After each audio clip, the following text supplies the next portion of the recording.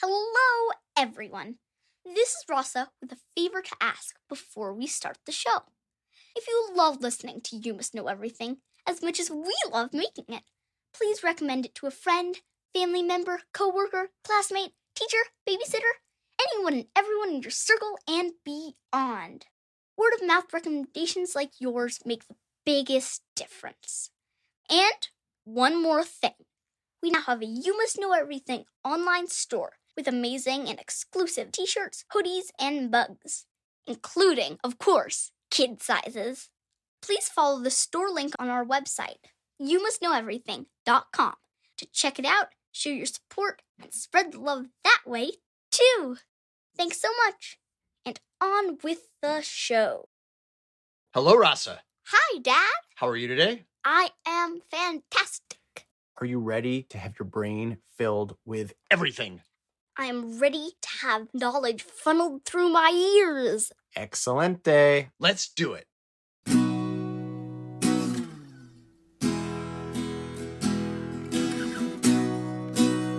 Today, I want to share a simple trick for becoming a much better cook and eating tastier and more varied dishes. Ooh, tell me more. This is the trick. Cook backwards. What? Most people, when they first learn to cook, do so by copying a friend or family member. Rob's omelets, Carol's pancakes, Mom's biscuits, Dad's chocolate chip cookies. Then, to get better, you start looking up and following recipes. This is great practice, but soon people run into two big issues. What? Well, the first is they look up a recipe for what they want to make and realize they don't have some of the main ingredients. Buttermilk, pancetta, paprika, lemongrass. So they have to stop, get in a car, go to the supermarket, shop, spend money, and drive back before they can even begin. The second issue is even more fundamental. The only recipes they know to look up are dishes they've already eaten or heard of. They're limited by their experience. They learn a few recipes this way, but soon they get in a rut. The same 2 or 3 dishes, day after day, night after night. They're stuck, but they can get unstuck by going backwards. What do you mean? Instead of deciding what you want to cook, and then looking up a recipe, and then going out and shopping for those ingredients, start with the shopping. Buy or grow whatever ingredients are freshest and most interesting to you. Then go to the back of your cookbooks, the index, and look up recipes that use those ingredients. Oh. Can you give me an example? Yes, we live near an awesome local farm. In the fall, we buy 50 pounds of potatoes from the farmer Greg. We sure do. They're fresh, they're local, and they store great all winter. But what should we cook with them? Well, the old way of cooking, we'd be stuck with what we know. We won't have to shop, but it'd be the same potato dishes almost everyone knows. French fries, mashed potatoes, baked potatoes, all good, but after a few nights, A little boring. now try the backward method instead. Here, I've got 6 cookbooks. Open them up, look up potatoes in the index, and see what it offers. Potato enchiladas, potato mole, pickled potatoes, Potato croquettes, potato gratin, potato pancakes, latkes, curried scalloped potatoes with coconut milk, potato peanut stew, potatoes with chili garlic oil, potato pumpkin mash, potatoes and red penne, potato vegetable tagine, potato dough ravioli, potato gnocchi, potato dumplings, potato galette, potato rosti, potato donuts.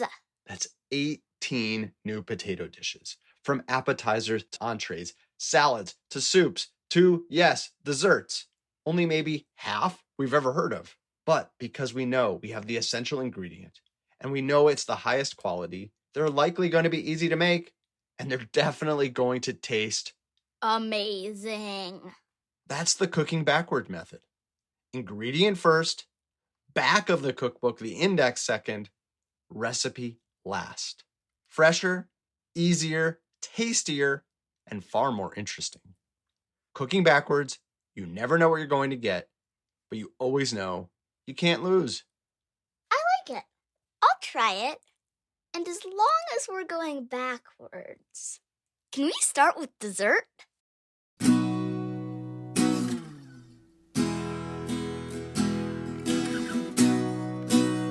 Are you ready for today's poem? Yes, I am. It's called A Memory of the Future by Elizabeth Spires. Ooh, sounds mysterious. I will say tree, not pine tree. I will say flower, not forsythia.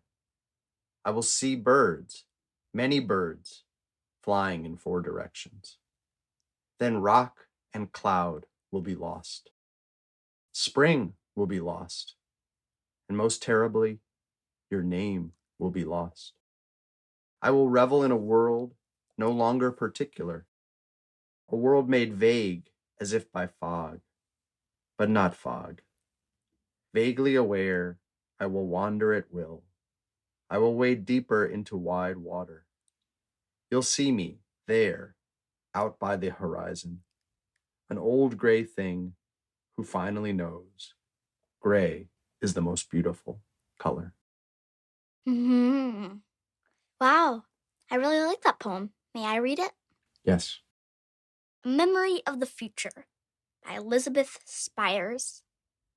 I will say tree, not pine tree. I will say flower, not forsythia. I will see birds, many birds, flying in 4 directions. Then rock and cloud will be lost. Spring will be lost. And most terribly, your name will be lost. I will revel in a world no longer particular, a world made vague, as if by fog, but not fog. Vaguely aware, I will wander at will. I will wade deeper into wide water. You'll see me there, out by the horizon, an old gray thing who finally knows. Gray is the most beautiful color. Wow. I was really moved when I was reading it to you, but I'm even more moved with you reading it to me. Do you understand what's happening to the person in this poem? Maybe is she getting older and losing her memory? I think you've got that exactly right. So instead of knowing the names for the different kinds of trees, they all just become tree. Flowers, they become flowers. Birds all just are birds. And finally, even things like rock and cloud and the names of her child or her parent are lost. Everything goes foggy or gray. Then she says she knows that gray is the most beautiful color. Yeah, there's an innocence in ignorance. There's a sadness we have at the loss. But maybe when all the labels go away and everything becomes combined into a kind of gray, we feel connected to everything. I don't know. That's one theory. What do you think it means? I agree. This person's memory is starting to go away, but that just makes everything more important and connected. And meanwhile, it hasn't happened yet. What's the title of this poem? A memory of the future. So the author is saying, this is going to happen to me. I'm anticipating the future, and she's calling it a memory. I think one thing that the poem's doing is it's also helping appreciate the things we have now. Sometimes we have this terrible thing where we only appreciate the different names and colors and relationships once they're gone. Yeah. So we can appreciate all the colors that we have, even though we know eventually they do fade to gray. We can have a memory for the future inspired by hers. Yes, we can. And in honor of this poem, can you forget to make me do my laundry?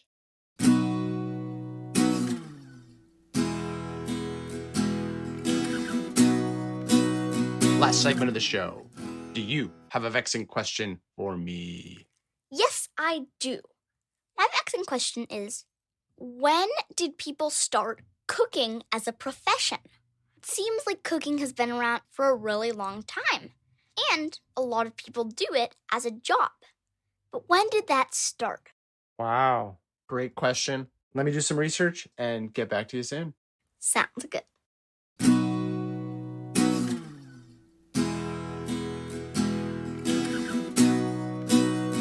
I'm back, and I've got the answer to your vexing question. Preparing food to eat by cooking it has a very long history. The oldest archaeological evidence is 1,000,000 years ago.